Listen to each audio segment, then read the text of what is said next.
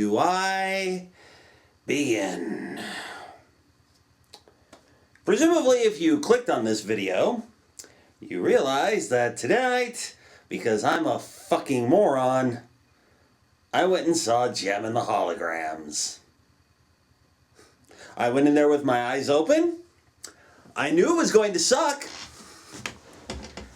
The problem is, it sucks in a completely different way than any Hasbro-based movie has sucked before. Okay? Transformers, bad. They're all bad. G.I. Joe, also bad. Battleship, fucking terrible. But do you know what sets Jem and the Holograms apart from these three in their terminal badness? These three movies, or franchises, or whatever the fuck you want to call them, at least got the basic goddamn concept right. Okay? There are a lot of people who, upon seeing the Jem trailer for the first time, made the comment, it's just Josie and the Pussycats. This movie fucking wishes it could be Josie and the Pussycats. Josie and the Pussycats was at least a fucking comedy. This movie thinks it's a serious character drama. I'm not shitting you. That's exactly what it thinks. Okay?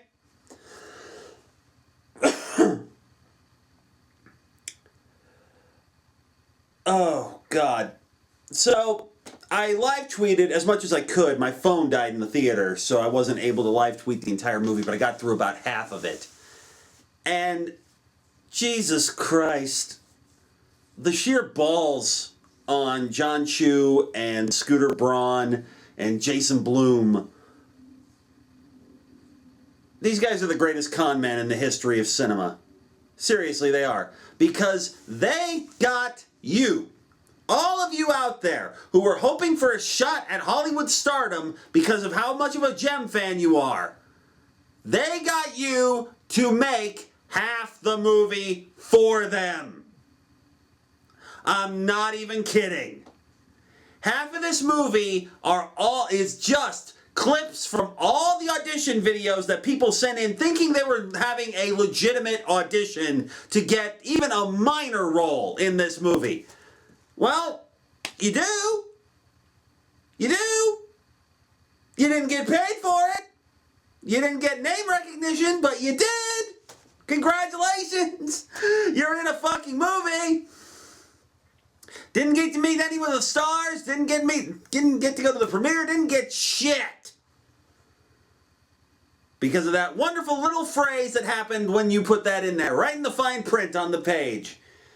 The second you submitted that video to them, they owned it. Which means they can do whatever the fuck they want with it, and you can't do shit.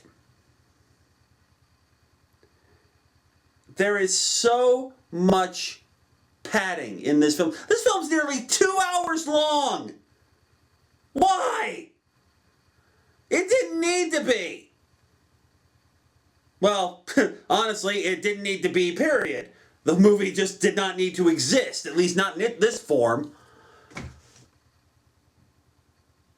And here's the really fucking stupid thing. It wants to make this whole thing hip for the YouTube generation. Woohoo! So, like, incidental music is provided by other YouTube videos. It's not even original music for the fucking series. For the fucking movie. It's stupid. Oh my God, is this movie stupid. See, here's the thing. I tend to not take the media that I truly love seriously because I know it's not perfect. It's not the greatest thing ever. I have terrible taste in movies. Seriously, I have movies that are great Academy Award winners that I love, and I have some of the shittiest pieces of dreck that ever came to thing. But I acknowledge that. Doesn't stop me from loving them, okay?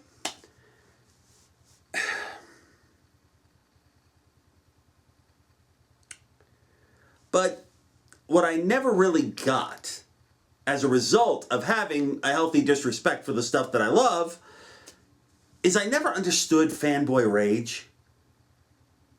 You know, I never understood why people got so incensed over, you know, stuff like the Super Mario Brothers movie or the Star Wars prequels or, you know, pick a reboot. Oh, and by the way, saw this in the theater. Guys, they're remaking Point Break, and it's due out this Christmas. Have fun with that. Anyway. Oh, and I apologize for the lighting. I just didn't want to go to all the rigmarole to set it up for this. So, yeah.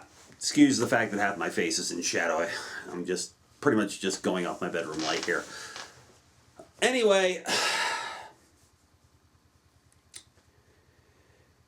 I get it now. I get why people get so upset when they think something they loved has been ruined. Now, I am not a hardcore Jem fan. I'm not. Let me explain my qualifications. I am an 80s kid. I was born in 1976, and at the time I'm recording this, I am about a day and a half away from my 39th birthday. I have a sister who is 2 years younger than me. She and I grew up together. We were, you know, babysat by the same people. We watched pretty much the same shows growing up. So I learned as much about Jem and Strawberry Shortcake and Rainbow Bright as she has about G.I. Joe, Transformers, and Super Friends. That's what was on the station when we were after school when we were kids. So, you know, we know stuff and we know what we expect. My sister really wasn't a hardcore Jem fan, but, you know, I watched it because, honestly, you think I'm bad with Into the Idiot Box? I was a fucking TV junkie back when I was a kid. You could not pry me away from that fucking set with a crowbar. Anyway, so I watched, and I knew what to expect and what should have been, okay? This is exactly what the trailer said it was. Every generic, rags to riches, fame is hard, be true to yourself, rock star story that we've ever seen. It hits all the beats. Jerrica's reluctant to do this. She records the thing just for a goof. She records the thing just for a goof. It gets uploaded by Kimber. It goes viral, and then Erica Raymond enters, played by Juliette Lewis. I identified her as Juliana Margulies on Twitter. I was wrong. I apologize for that. That shows you how much I really wasn't paying attention. Juliette Lewis gives no fucks in this movie. She doesn't. She's phoning it in. Erica Raymond is a one-dimensional character. She's Evil Record Executive number 147. And see, here's the problem with that. That would be okay if I believed that Erica Raymond was anywhere near as intelligent, as sneaky, as conniving, and as ruthless as Eric Raymond from the original cartoon. Eric Raymond was a bastard. He was the king of all the bastards, but he was smart. 65 episodes of Jem, God only knows how many attempted murder charges, and Eric Raymond still never went to jail for them. Okay? Smart. Erica Raymond doesn't have the sense God gave the average brick. For reasons I will explain later. To keep from losing her own empire. I will explain this in just a minute. Because it is so colossally fucking stupid, you can't believe it. But pretty much this story just hits all the notes. Kimber and Jerrica are taken in by her aunt played by Molly Ringwald, who is tragically wasted in this movie because when she's on screen, she's a delight. She's in the movie for all of 10 minutes. That's pretty much it. Anyway, so she's got two foster kids. That's where Aja and Shauna come from. They grow up together, you know, as if they're actually sisters. And apparently, every time they had an argument, their aunt, Molly Ringwald's character, would make them sing to calm down. So, singing is a punishment for being bitchy in this house, as I put it on Twitter.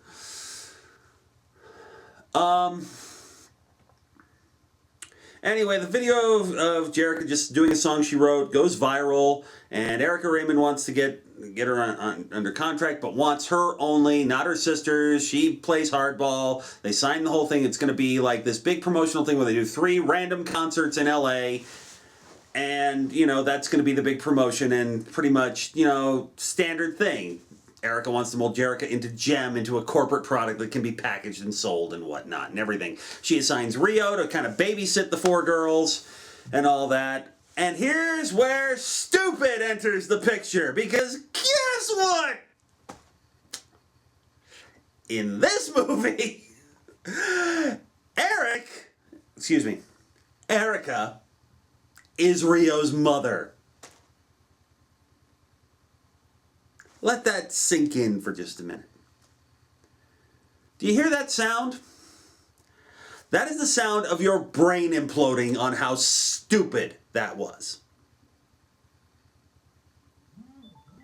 That is truly stupid. If you're expecting any sort of fucking truly outrageous joke, I'm sorry, you're not going to do that. It's lame and it's stupid. Which brings me to the other thing that really pissed me off.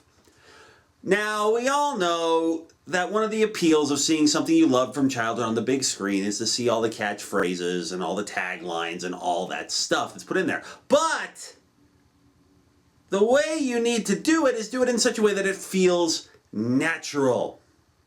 Okay? It needs to feel natural. Otherwise, it doesn't work. There are 3 separate occasions where they try to work in various Jem catchphrases into the dialogue, and none of them work. First one, they decide to make a music video, which kind of leads into the whole thing right at the beginning of the movie. And so they raid their aunt's closet, and of course, because it's Molly Ringwald, it's the garage is full of old clothes from the 80s, so they've got all these ridiculous 80s clothes, and it is gloriously campy to look at. It's fantastic. But when Jerica comes out in her outfit with the pink wig and all that shit, she says, "How do I look?" And the answer is, and one of them, truly outrageous. Your brain just imploded again. Then, later, Rio makes a comparison between Jerica and Jem and makes a comment about rockin' hair and makeup. No. Rockin' has not been used as a slang term since 1989, folks. It doesn't work now. It doesn't. At all.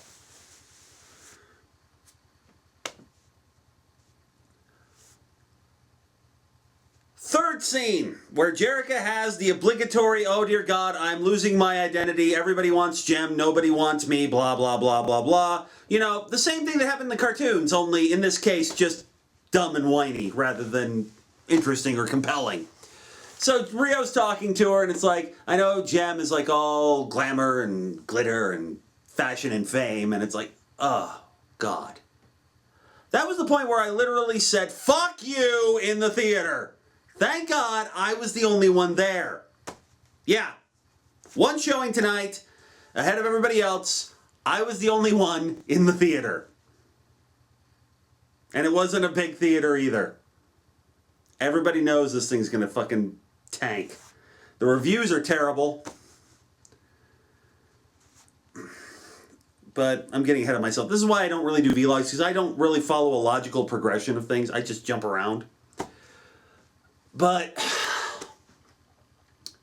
so that's dumb. And then there's Synergy. Okay. For those of you who don't know, Synergy was a big-ass fucking computer that could generate holograms that fooled everybody. Indistinguishable from real life. Okay? Bullshit, yes, but it was the 80s. We allowed more bullshit back then because we weren't quite as grounded in science and computers as we were. Believe it or not, folks, not everybody back in the 80s understood how computers worked. So,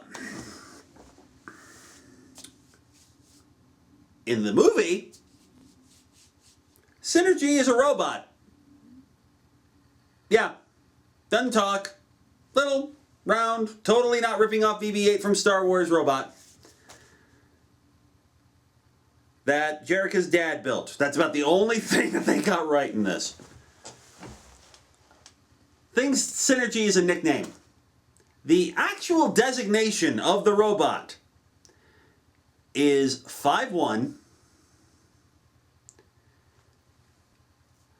N3 NRG.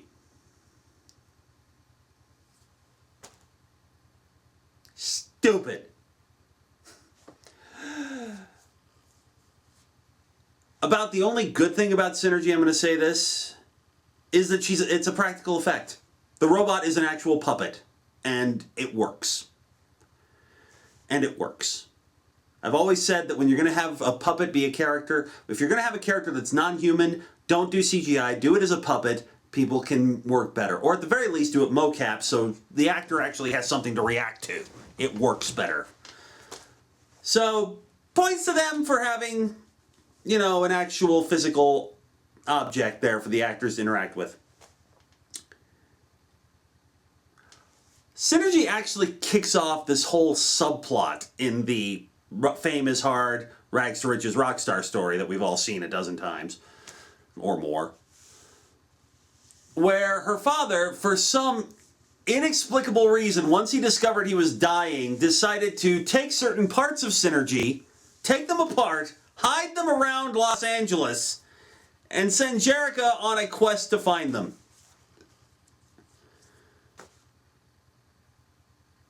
Yeah, pretty much there's a treasure hunt plot here that has little to no bearing on anything that's going on in the movie.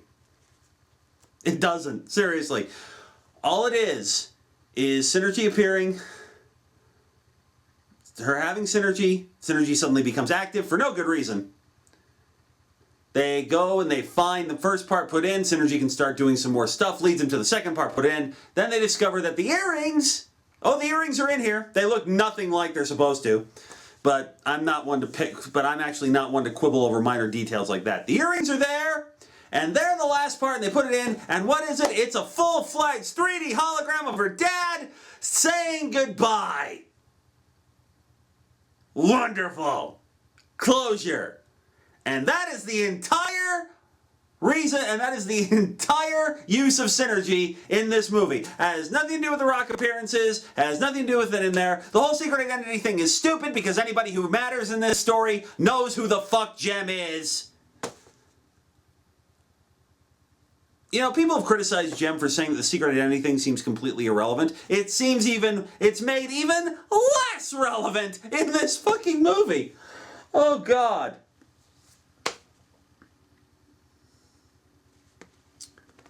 But otherwise, the rest of the movie, you know what happens. You've seen it in the trailers. The whole damn trailer gave away the whole fucking movie. Pretty much. You know, Erica tries to get Jerrica to sign a solo contract, and because what started this whole thing is the fact that they're going to lose the house that they lived in because they can't pay the mortgage because their aunt's business isn't doing all that well. They're going to lose the house, so Jerrica has to sign so she can get a fucking advance on the money that she's promised. Oh yeah, they don't get paid. When they start this whole thing with Starlight Music, they don't get paid until they've done all 3 concerts. Yeah, like that's, yeah. No, you get a fucking advance on your money. That's what you do in that situation. God damn it.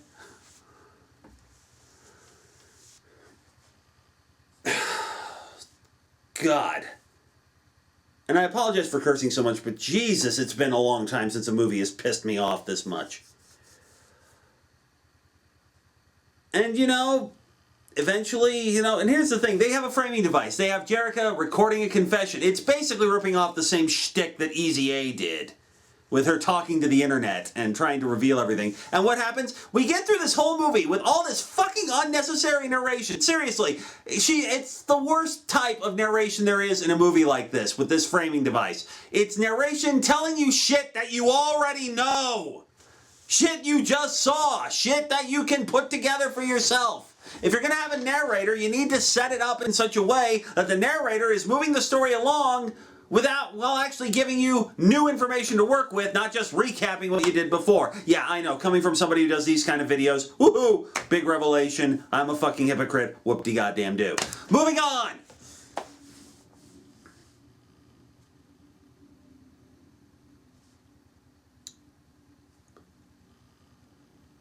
So yeah, it pretty much goes from there. So obviously the rest of the girls over here, Jem talking to Erica and how they're going to plan to go solo and all that, and they get pissed off and go off and run off after the second concert. So you see Jem and this fucking Lady Gaga looking nonsense. The music's terrible in this movie, by the way. It's bland, it's generic, and it's stupid. There was one bright spot. There was one bright spot after they found the first synergy piece, where they're under the pier at Santa Monica, and the four of them start singing a cappella on the beach. And it was wonderful, and it was great, and I was enjoying it, and then Rio started fucking singing as well. Thanks for ruining the only song that I was actually enjoying, movie. Thank you so much.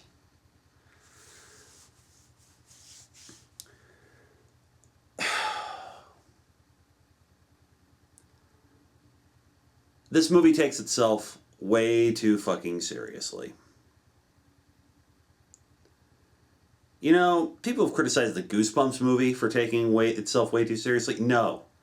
Goosebumps has a sense of humor and playfulness to it, okay? This movie doesn't. This movie thinks it's a serious drama or a serious family movie touching on real issues about being yourself. And not pretending to be something you're not, and blah, blah, blah, blah, blah, blah, blah. No, this movie takes itself far, far too seriously. The original source material didn't.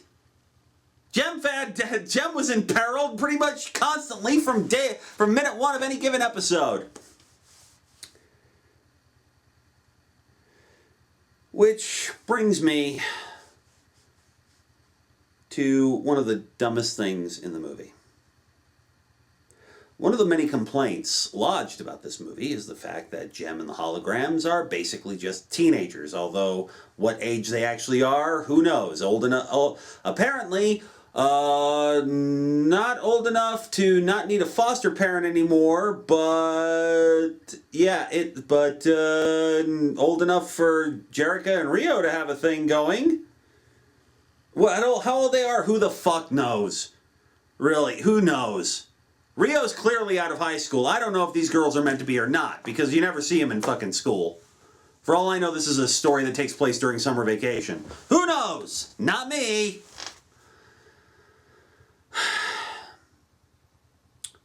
As I was saying, one of the many complaints lodged about this movie is the fact that Jem and company are teenagers, as opposed to being the 20-somethings, with Jerica having inherited half of Starlight Music from her father, and being a successful, smart, savvy businesswoman on top of being a fucking rock star.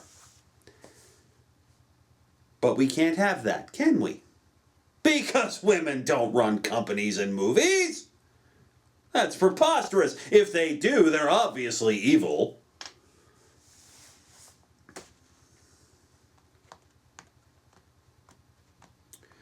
So with that said, how the hell is Jem and company supposed to get out of the clutches of Erica Raymond when she runs the fucking company? Well, it turns out that in fact, in one of the most must have been one of the most shoddily written legal wills of our time, Rio's dad, Erica's husband, actually left Rio the music company, when quote, he felt he was ready to step up and run it. Yeah, that's nice and vague. Lawyers love that kind of language in your will and last will and testament, don't they? So yeah. And it's just like, oh, for fuck's sake. Synergy doesn't project any holograms until the end of the movie. It's just stupid, and that's when they actually get the name Jem and the Holograms. And that's pretty much it. You know, they shoehorn, they club you over the head with their message over and over and over again. These three morons, Chew, Bloom, and Braun, they don't have faith in the intelligence of the audience. They think they're just marketing to the Justin Bieber crowd, and that they're not going to get it, and that they all have the brains of small pebbles. Okay? Audiences know when they're being pandered to. And boy, is this movie nothing but fucking pandering. It makes it quite clear that these three morons don't know shit from shit. Okay? They claim that, yeah, we're fans of Jem, we'll do it all in there. No, that doesn't mean you drop half-assed references and dialogue and totally fuck up the entire concept for whatever the fuck it is you're doing.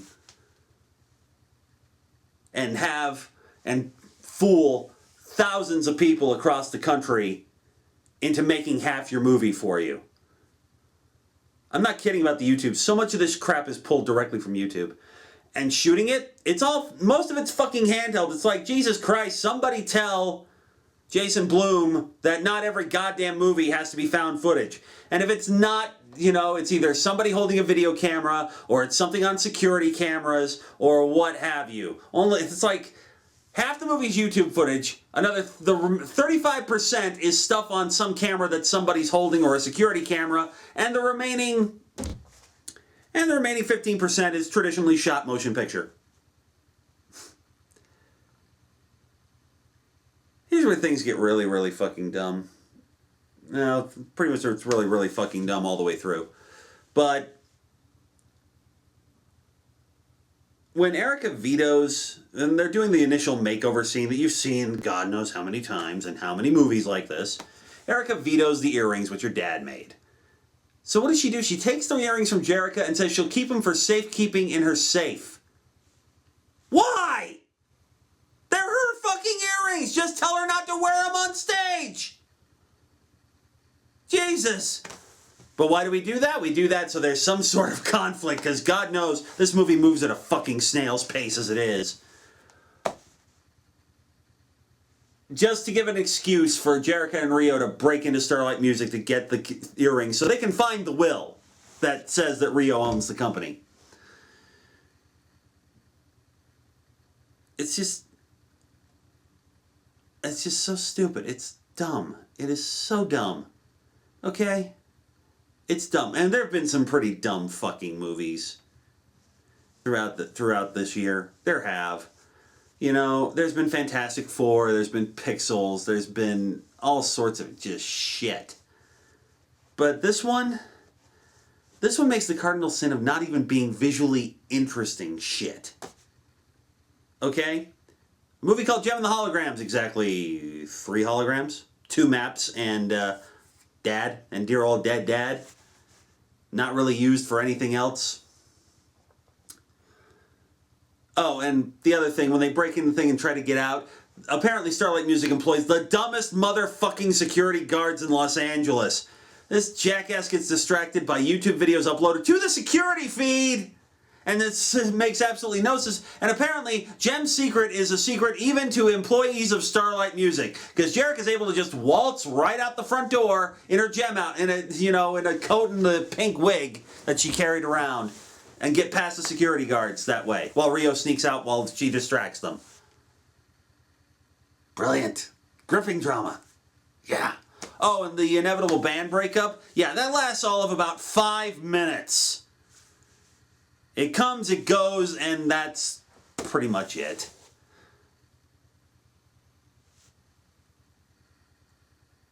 Here's the thing. I have never seen this happen before. I became invested in the movie when the tag scene after the credits came up. Why did I suddenly become invested in the movie? Because guess what, gang? The Misfits are in this movie. Oh yeah! Assuming you endured the 2 hours of tripe and by-the-numbers movie making and writing and shit, and managed to make it through that first collection of credits, you see Erica Raymond go for help. Having been ousted from her empire, go to help to the band she kicked out before. The Misfits are older, they're all in their 20s. And God love the actresses who play them, because they play up the insidiousness and the snottiness and the egotism and the sheer psychotic problems that lay right underneath the surface. Okay? They chew the fucking scenery, and it is glorious. That scene is not worth the price of admission. I'm not going to say that. But when it comes out on home video, spend $1, get it from Redbox, skip everything and go right to that scene. Because that is what you wanted to see. That is what everybody wanted to see. The second that scene was over, I was like, oh, fuck this movie. That was what I wanted to see. Could I see that movie, please? And it's the one time that they dropped dialogue from the song, lyrics from the song into it. And it fucking worked. Erica decides to get revenge, so she goes and gets the Misfits. And, you know, she mentions that Jem's in love with Rio, and that gets Pizzazz's attention. And she's just like, we'll do it. Our songs are better.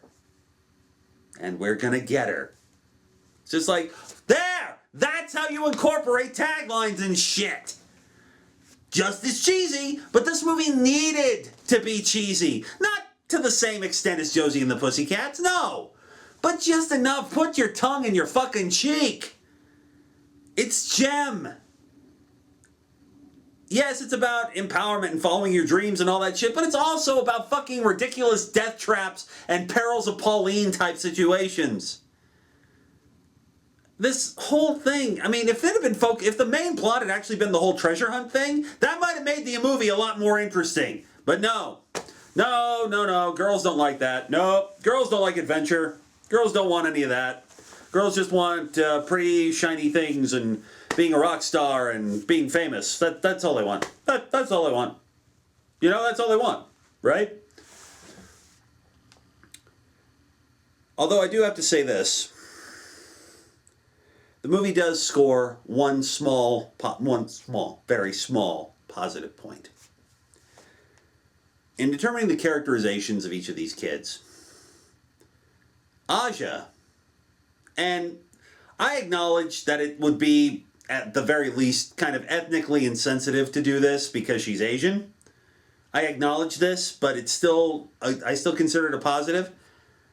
She's a tech head. She does computers, she does electronics, she wires shit up. You know, she's the badass. She's the one who sneaks out at night and goes out and makes out with boys all night and then claims she was there all morning. She's the one who's been in juvie and all that. But she shows an interest in tech and science, and we need more of that in the movies. We need more of that so younger girls can see that, hey, guess what? You can do this shit too. If you like this shit, do this shit. Good for you. Technology. Woo. But yeah, like I said, this is why I don't do vlogs, because I just jump around all that much. I don't need to recap the plot of the movie, because you've seen this movie. You have. Many times. Many times. Look, seriously, aside from seeing the one scene with the Misfits in it, which is what we should have gotten to begin with, and I swear to God, I will bet you more than anything, after all the complaints came in that nobody was seeing the Misfits in the trailer, I will bet your ass that they didn't intend to have that scene. They went and they added it after the fact. I will bet your ass, because both that and the synergy plot line seem fucking shoehorned into it. Like they were added after the fact. Yeah, the Misfits thing is deliberate sequel bait, and people are like, that's not going to get a sequel. Yes, it is. It will get a sequel. Do you know why it will get a sequel? Because this movie was made for so fucking cheap that it's almost impossible that this thing is not going to make its money back, if not a profit. They spent, get ready, they spent a grand total of $5 million on this movie. $5 million. By comparison, let me point out that another movie that everybody thought was terrible and awful and no good and a betrayal of everything of the source material, excuse me. The Street Fighter movie had a budget of $35 million in 1990. Think about that, won't you? Jem is my name, no one else is the same. Jem is my name. But we're the Misfits, our songs are better. We are the Misfits, and we're gonna get her. Sorry about that. I ran out of space on my SD card. Not because of the ranting, just because I don't clean it out as often as I probably should. But yeah. So yeah. Don't see this movie. Don't. Pay the $1 on Redbox to see the scene with the Misfits, because that's the only good scene in the whole goddamn film. Which is not to say. I'm gonna say one other thing in the movie's favor. The 4 leads who play Jerrica, Kimber, Aja, and Shauna, they're actually pretty good. They're not bad. They range from pretty good to not bad. It's just they feel incidental to the plot of their own goddamn movie. Seriously. Look, if you really want a decent Jem and the Holograms experience upgraded for the YouTube generation, go get this. You want this. You want the comic series that IDW is putting right now. It is fun. It is funny. It is all inclusive, and I do mean that in just about every single way, and they're working on more.